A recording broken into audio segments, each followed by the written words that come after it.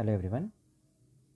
Organic chemistry is a branch of chemistry which does not require any introduction. But for a beginner at student level, you definitely need some introduction so that it creates an enthusiasm. Now, what is this organic chemistry? Where did it start? Just in a few points we'll discuss. Well, presently we have over 37 or 38 millions of chemical compounds, of which nearly 99% contain carbon. So 99% of them are carbon containing compounds. Now this itself will tell you the importance of carbon chemistry.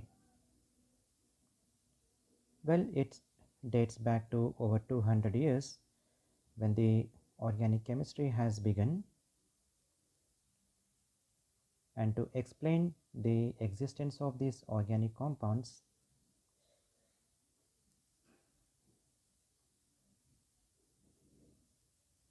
Berzelius has proposed a theory called as vital force theory.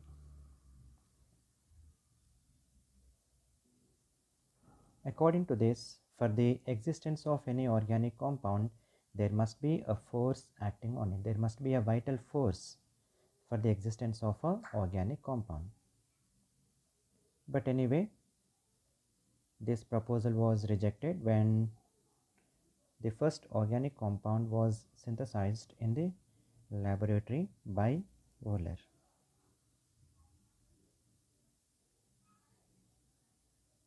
He synthesized urea.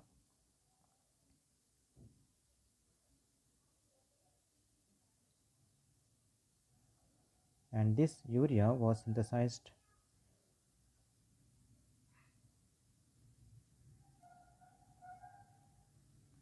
from the inorganic compounds ammonium cyanate.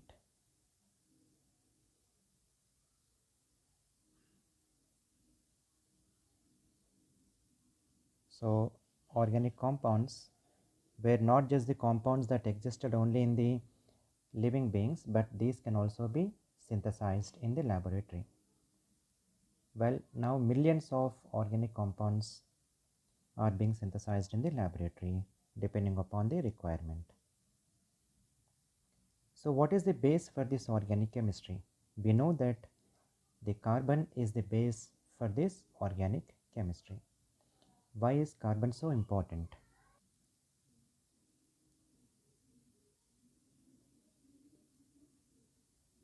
Carbon, its atomic number is 6 with an electron configuration 1s2, 2s2 and 2p2. It has an electronegativity value of 2.5.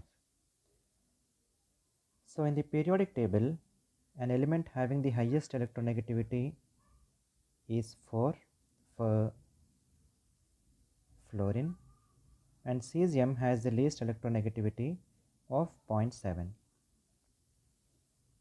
So when we look at the electronegativity of carbon, it is midway. It is not very high, it is not very low. So this is one reason why carbon can form many compounds. Also, it exhibits catenation, where it can form long chains by combining with other carbons. Carbon exhibit tetravalency. It can form 4 bonds.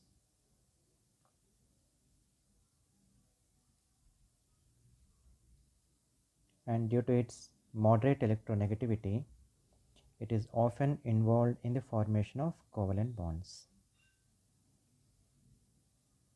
These covalent bonds could be non-polar to polar covalent bonds. So when a carbon combines with another carbon, it is a non-polar covalent bond. When it combines with hydrogen, which has a very close electronegativity to that of carbon, the covalent bond is less polar. But whenever it combines with fluorine, then the bond is more polar. But nonetheless, it is involved in the formation of covalent bonds.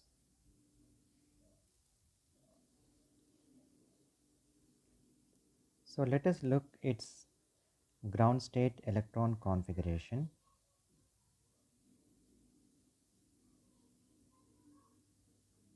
If this is the energy scale,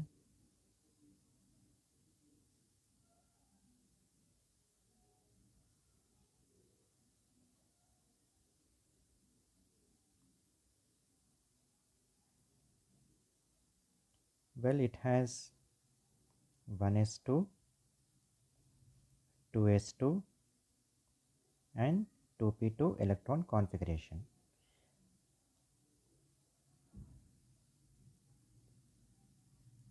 In the excited state,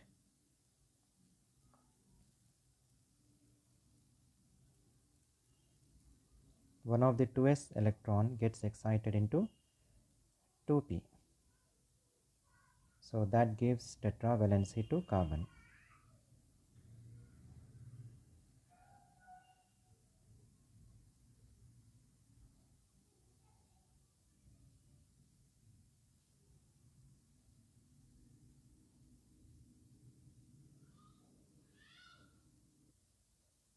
The energy difference between 2s and 2p is considerably less. And these orbitals can also easily involve in the process of hybridization. So it can give different types of hybridizations like sp3, sp2 and also sp hybridization.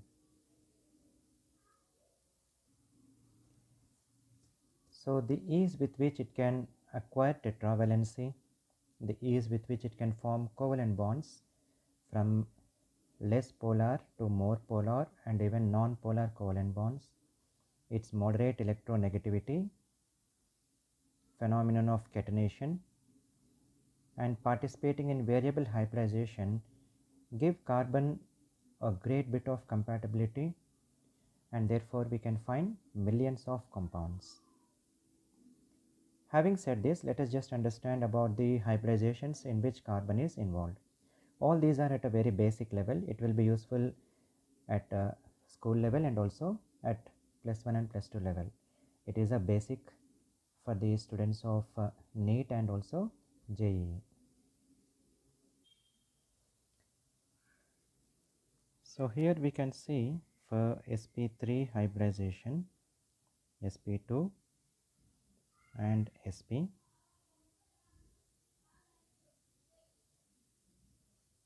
Well, these are the atomic orbitals that are involved in sp3 hybridization. So there is no p orbital that is left. All the 3 p orbitals have been involved. In the sp2 hybridization, one of the p orbitals is left unhybridized, whereas in sp hybridization we see that 2 p atomic orbitals are unhybridized. So these are the pure atomic orbitals. Whenever there is an electron left out in a p orbital, that electron can be involved in the formation of a pi bond. In sp3 hybridization, altogether 4 atomic orbitals are involved, therefore 4 hybridized orbitals will result. And therefore, the total number of sigma bonds that are formed will be 4.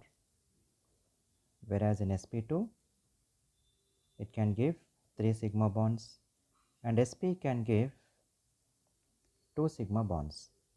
So an sp carbon can form 2 sigma, sp2 can form 3 sigma bonds and an sp3 carbon can form 4 sigma bonds. There is no p electron, there is no electron in the p orbital, to involve in the side-way overlap. Therefore, the number of pi bonds for an sp3 carbon would be 0, while for an sp2 carbon would be 1 and for an sp carbon would be 2. So, wherever we find an sp carbon, you can expect 2 pi bonds. Now, let me take a simple example to show how sp3 hybridized orbitals are involved in the covalent bond. The example that we choose is a 2 carbon ethane, and for sp2 we will take ethene, for sp we take ethine. For this carbon altogether there are 4 sp3 hybridized orbitals. Each of these contain an electron. Likewise, we have another carbon which also has 4 sp3 hybridized orbitals, each of which is lodging an electron. So here we have now 2 electrons, one from the first carbon and another from the second carbon. Both are undergoing a overlap, and that would give a sigma bond between the 2 carbons. There is no p electron, so therefore we cannot expect any pi bond formation. But whatever unpaired electrons that are present in the remaining hybridized orbitals, they are involved in bonding with the other atoms like hydrogen, or it could be a halogen, oxygen, and so on. Either it can involve in bonding with a s orbital, or it could be involved in bonding with a p orbital of a particular atom. For ethane, we know that it is a hydrogen. So in the hydrogen, it is the s orbital which is involved.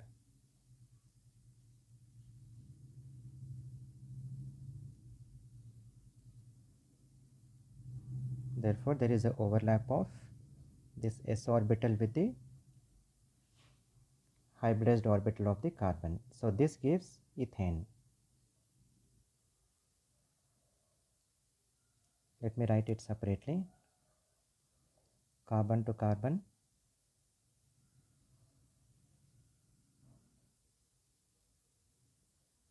and these are the hydrogens attached to carbon. So any carbon that we choose, it has 1, 2, 3 and 4. 1, 2, 3 and 4. So it can form 4 bonds. Counting the number of sigma bonds: 1, 2, 3, 4, 5, 6 and 7. So the total number of sigma bonds are 7. Total number of pi bonds are 0.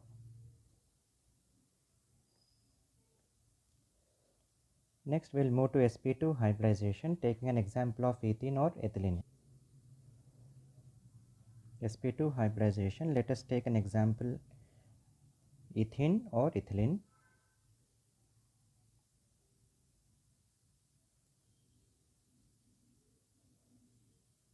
There are 3 sp2 hybridized orbitals.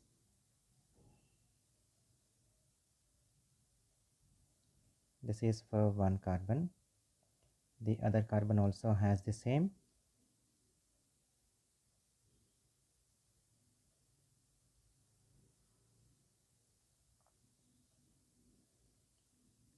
For sp2 hybridization, there is p orbital left out which holds an electron. So let me take this p orbital on each carbon which has a electron.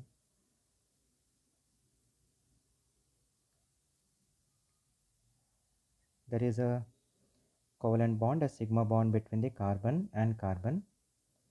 Ethylene is C2H4 and there are 4 hydrogens.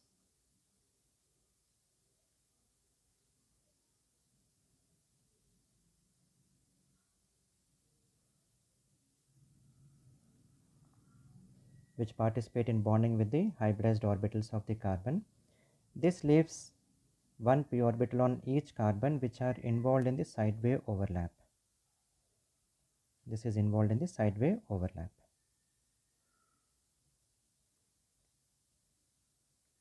So this is what we depict carbon to carbon, hydrogens, and there is a pi bond.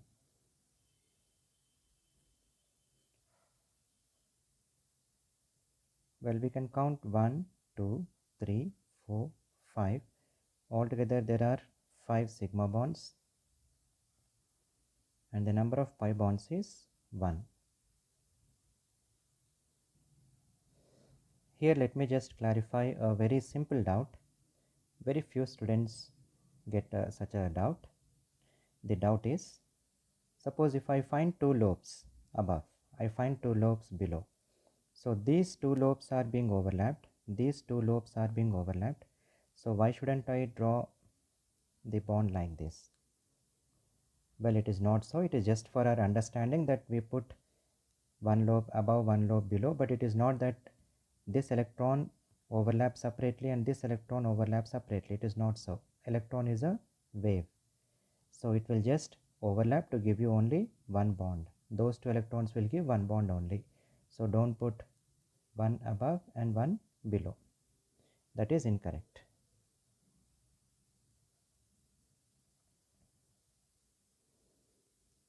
Third one is sp hybridization. Let us understand it by taking an example of ethane or acetylene, C2H2. Ethane is C2H6, ethene or ethylene is C2H4, and ethine or acetylene is C2H2. Every time a new bond is being introduced between the 2 carbons, will take away 2 hydrogens. In this sp hybridization, each carbon has got 2 sp hybrid orbitals, each of which contain 1 electron. So that is involved in the formation of a covalent bond. This leaves 2 p orbitals on each carbon. If this is one p orbital, another p orbital, whatever electron that is present here, I am just filling that electron, because that electron could be found in the upper lobe or the lower lobe. Since electron has a wave character also, it can be found either in the upper lobe or in the lower lobe. So it is all around these lobes. If I consider this p orbital which was involved in the hybridization to be pz, and if I consider this to be py, there is one more p orbital which is projecting towards us.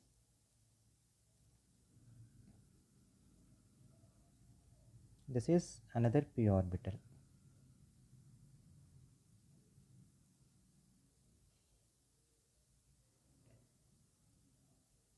So this gives a sigma bond.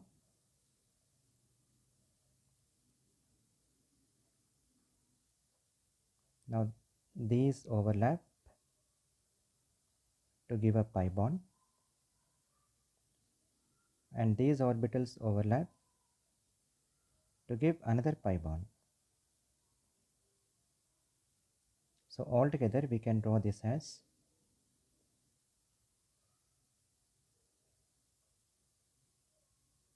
there is a hydrogen,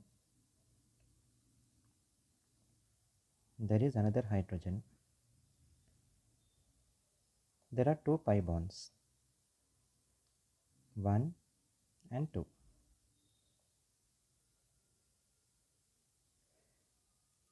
So the total number of sigma bonds is 3. The total number of pi bonds is 2. So let us just conclude. Ethane has a formula C2H6, ethene has C2H4, and ethine has C2H2. The hybridization is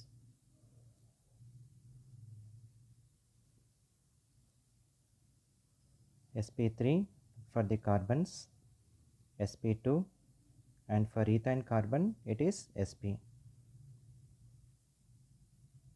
The total number of sigma bonds for ethane we have seen 7 in number,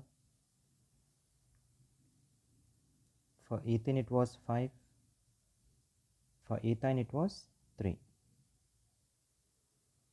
and the total number of pi bonds for ethane was 0, for this it was 1, and for this it was 2. So the total number of bonds, you can see the total number of bonds is 7, here it is 6, and here it is 5. So this is how we can conclude the 3 different hybridizations by taking 2 carbon organic molecule ethane, ethene and ethine. Well, let us just extend this table. What is the geometry around the sp3 carbon, sp2 carbon and sp carbon? The geometry around sp3 carbon will be tetrahedra. Around sp2 carbon will be trigonal planar.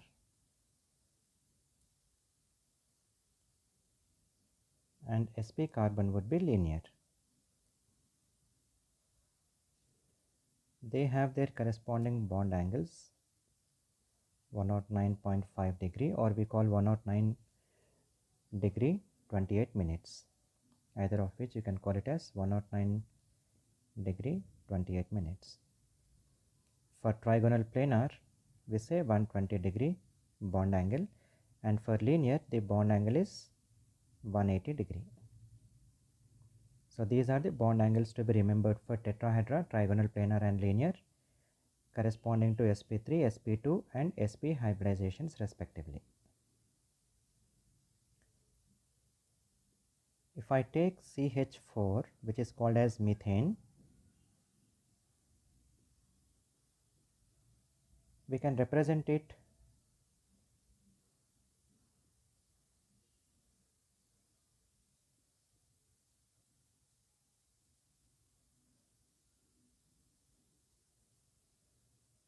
by this structure.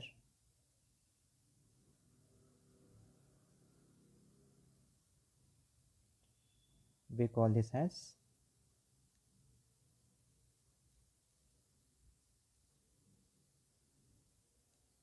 electron dot structure, which is also popularly called as Lewis structure.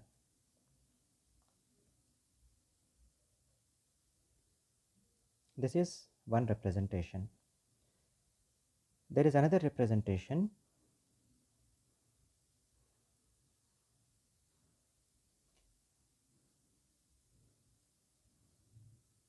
where we put a line between the carbon and the hydrogen, and this particular representation is called as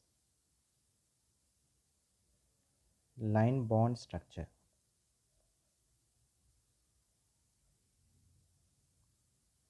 Or this is popularly called as Kekule structure.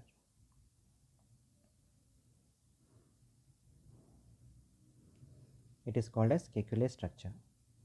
But in most of the textbooks, let it be for JEE or let it be for NEET or any other competitive exams or for the board exams, most of these textbooks, they describe the bond line structure or the line bond structure as simply this way, where each of these point indicates a carbon, and that carbon will be having a tetravalency.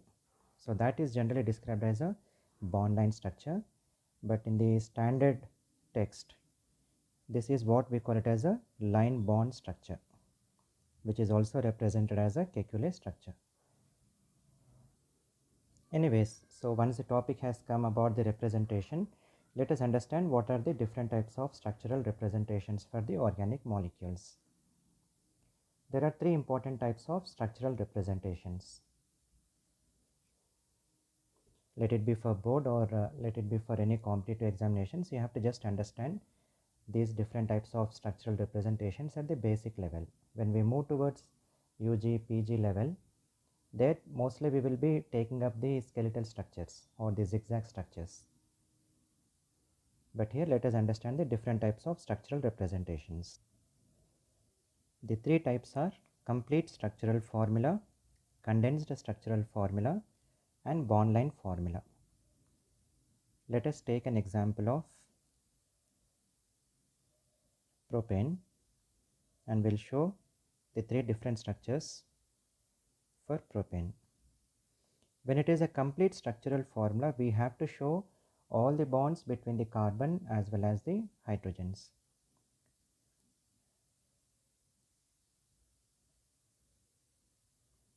Carbon has tetravalency.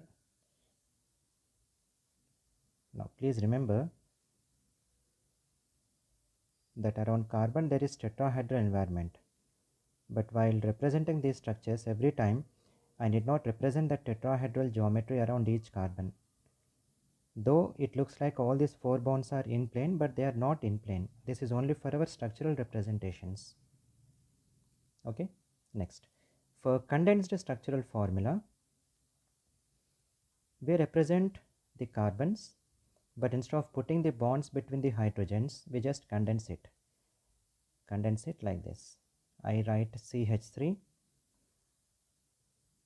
later on CH2, then it is CH3. This is a condensed structural formula. If I go to bond line formula, we don't represent any carbon or any hydrogen. Simply I can represent it like this, where these points are considered to be carbons. We also call them as skeletal structures, and these are drawn in a zigzag manner. We don't draw it straight, but it is drawn in a zigzag manner, because if I just go on drawing it straight and if I don't break it, it is very difficult to count the number of carbon atoms. So in a zigzag manner, every point is considered to be a carbon.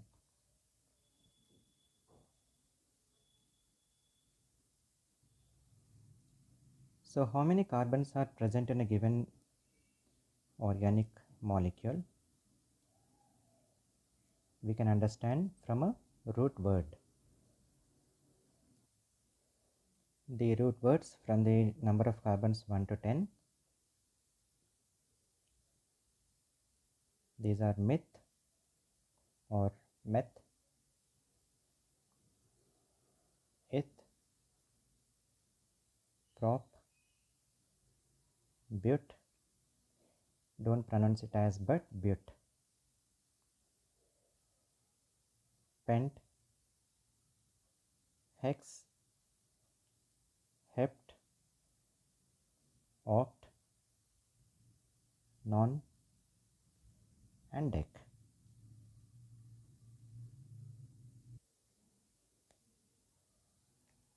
So depending on the type of compound, the name will be changing. Suppose if I take an alkane,